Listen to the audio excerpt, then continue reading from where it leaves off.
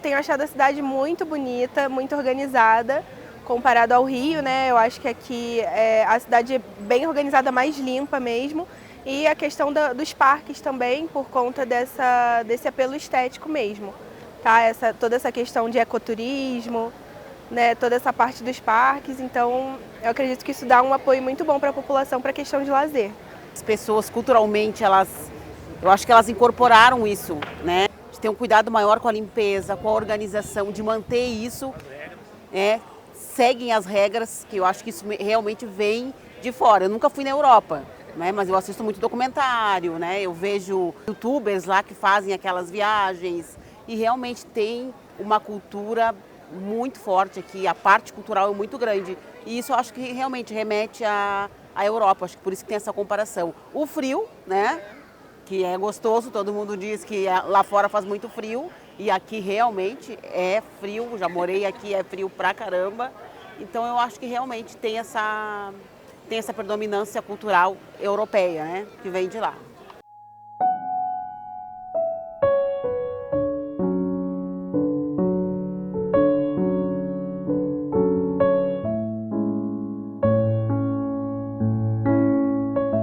Olha, eu acredito que Curitiba é uma cidade bem organizada, assim como grandes cidades do sul do país, né? Tem essa preocupação. Eu até acredito um pouco disso aos imigrantes que estão aqui. Mas dizer que é uma Europa, assim, eu acho que é um pouco de pretensão, na minha visão. Isso é a minha opinião. Acredito, assim, sinto em Curitiba que realmente é uma cidade organizada, sabe, culturalmente falando, né, a parte de conservação, sabe, está bem à frente, assim, de algumas cidades, de algumas capitais do país. Mas dizer que a Europa eu acho que seria um pouquinho demais, apesar que seria muito bom que chegasse a tal nível, né?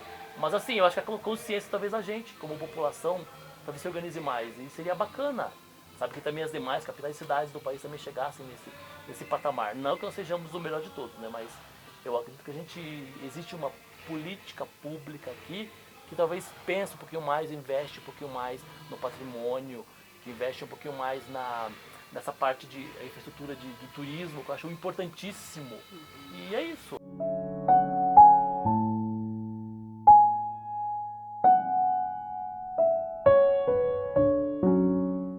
O ônibus de turismo passa, eles têm orgulho em mostrar a cidade europeia. Aí, aonde fica a Praça Zumbi dos Palmares, que era uma grande luta, sabe? Na periferia. De maneira assertiva, assim, dizer realmente, né, que Curitiba é considerada uma cidade europeia, assim, tudo bem, considerada, né, mas afirmar com todas as letras, assim, de que não podemos. A Curitiba, assim como o Paraná, é a terra de todas as gentes, abrange várias etnias, né, então abraça todos esses povos que vieram, que trouxeram as suas culturas e que formaram o nosso bairro, a nossa cidade de Curitiba.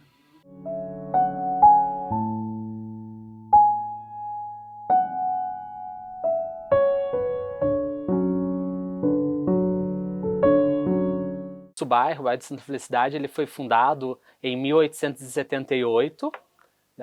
Vieram 14 famílias movidas no navio Vaporiçules, que trouxe essas famílias italianas direto da região do Vêneto, região essa que nós representamos aqui, que são a maior bandeira que nós levantamos, é a bandeira do Vêneto mesmo, que é da região do norte da Itália, de onde vieram os italianos que fundaram o nosso bairro, o bairro de Santa Felicidade, que tem esse nome conhecido pela gastronomia, pela cultura, pela tradição. Então, já há mais de 140 anos, o bairro de Santa Felicidade ele se faz presente não só para Curitiba, para o Paraná, mas sim para o Brasil inteiro, até fora do Brasil. Esses imigrantes chegaram, na verdade, não vieram para cá, para Curitiba. Eles ficaram em Antonina, se eu não me engano, né? É no litoral. No Ali litoral, Paranaguá, isso. Antonina, e eles não gostaram do lugar. Porque a água não era muito boa, tinha muito mosquito, e era um calor. Eles vieram de lugares de montanhas, lugares mais frios, né? Não eram tão quente como aqui, foram para o litoral aqui, tipo 38 graus, 35 graus. E para eles foi um choque. Eles não gostaram dali.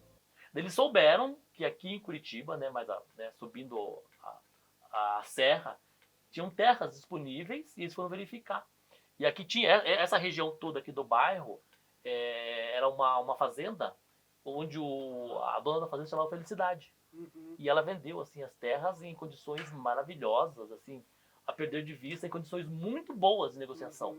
Então eles compraram essas terras, então foi dividido e compraram. E como a condição foi tão boa para eles, essa mulher era uma santa para eles. Santa felicidade. E assim surgiu o nome, por conta dessa benfeitora, né, que facilitou as condições de adquirirem as terras. E assim eles começaram o trabalho aqui na lavoura e depois das 14 famílias foram chegando mais famílias e o bairro se tornou o que é hoje, né, conhecido nacionalmente. Os imigrantes, eles vieram numa situação caótica.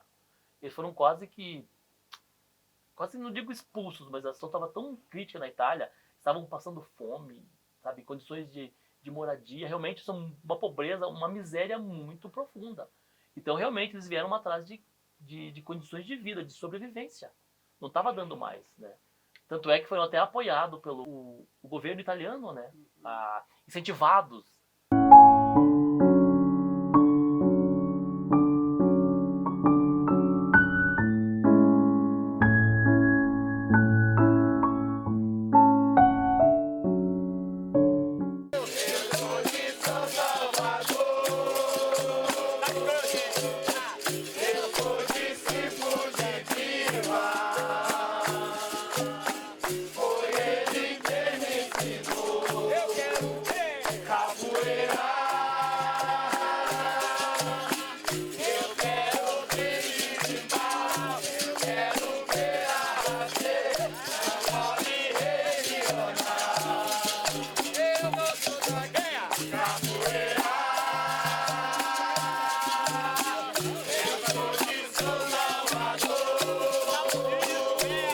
O cenário cultural de Curitiba é um pouco complicado, até mesmo pela nossa miscigenação, né?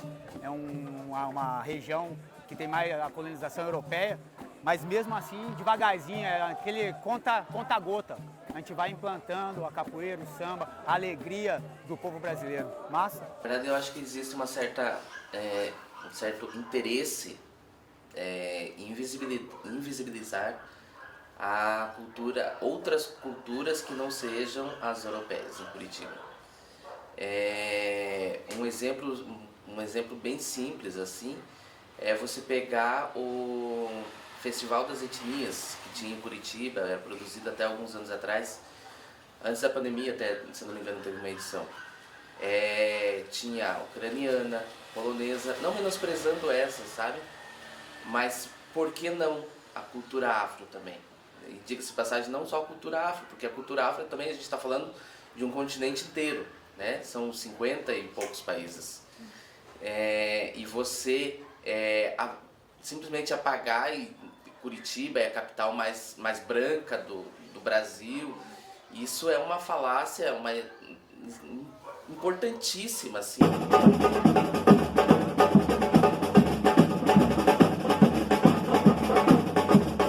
O nosso grupo ele é afiliado a uma associação, que é a Associação Interétnica do Paraná.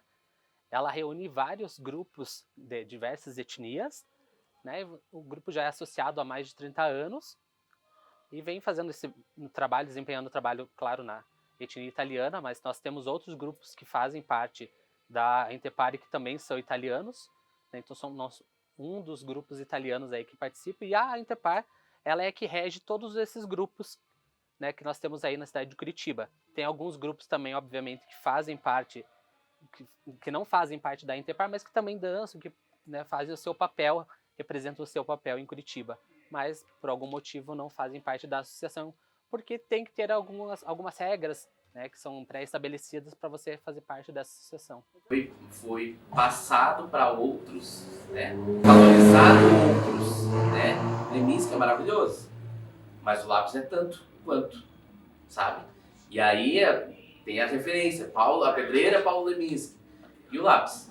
Qual é a referência que a gente tem na cidade sobre ele? Na realidade é um haitiano que veio para cá, e aí ele fez um comentário que me chamou a atenção sobre como ele achava que aqui ele ia sofrer um preconceito muito grande, né? Por ser muito diferente da cultura dele, ele não tem nenhuma referência, né, da cultura dele em Curitiba.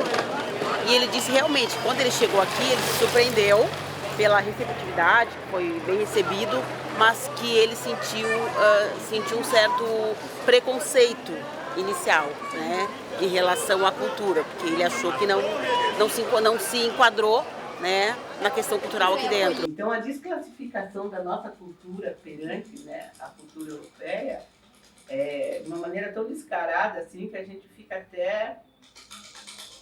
Eu fico sufocada de ver, entendeu, o meu povo com tanta riqueza na cultura e não ser valorizado, entendeu? Não existe essa valorização. Mas se uma outra etnia pega e refaz aquela mesma cultura, você vê que ela é valorizada. Entendeu? Então, Curitiba sim é racista, Curitiba sim gosta de mostrar que é europeia.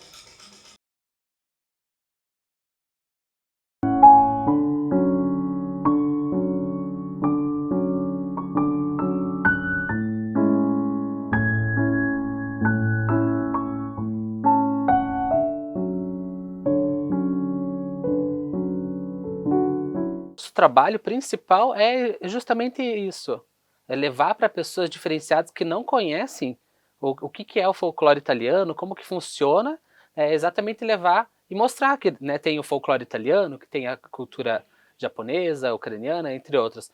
Então o nosso trabalho é justamente isso, nós somos convidados geralmente para fazer nossas apresentações em lugares, em diversos locais, em escolas, em festas de família, festas de bairro, tudo, para divulgar a cultura, claro que também para outras etnias, para a sociedade como um todo, né? E quando nos procuram